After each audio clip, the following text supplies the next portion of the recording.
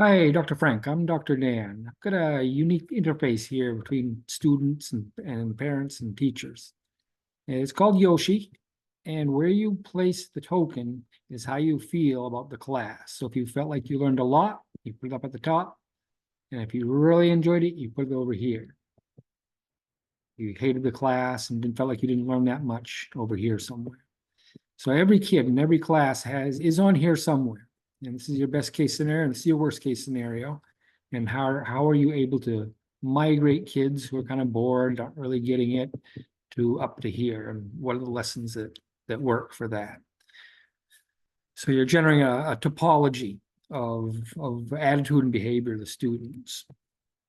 So this is what it looks like. Emmett teaches music. So if the kid had a really good time in class, you put it somewhere in the blue shift. And if it wasn't such a good time, it'd be a red shift. So if assuming this is the best class he ever had and he learned a whole lot, that's where he'd put it. So other kids, this would be a pretty good class for Emmett.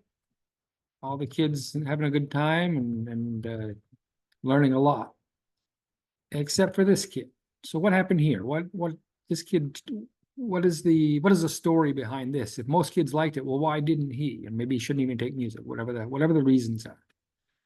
So you end up with a history. Each class will have its own little fingerprint or thought print of how the class went, and every picture will have its story. So what was the story here? And the next day, what happened here?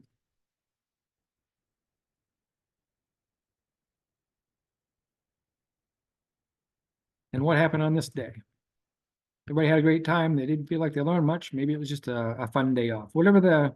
Whatever the storyline is, each class would leave a recording of how the kids enjoyed it. So that turns out to be a ranking system for teachers in a given course. There'd be specific graphics that go along with that according to how the kids responded. And that could be stored as a reputation score.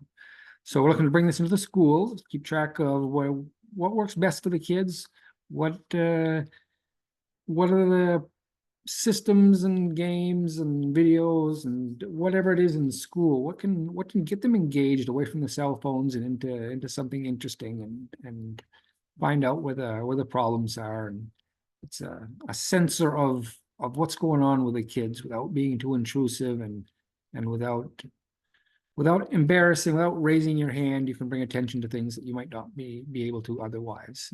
The kid just can't figure it out, might tell the teacher, click here a couple times, and that might tell the teacher that, hey, I'm just not getting it. Or over here, I like this, but I'm not learning, that kind of thing. So it becomes a way to interact, nonverbal, works the same in every language, communicate between teacher and student in a closed loop to find out what's going on with the kids. So I'd like to talk to you. Please give me a call.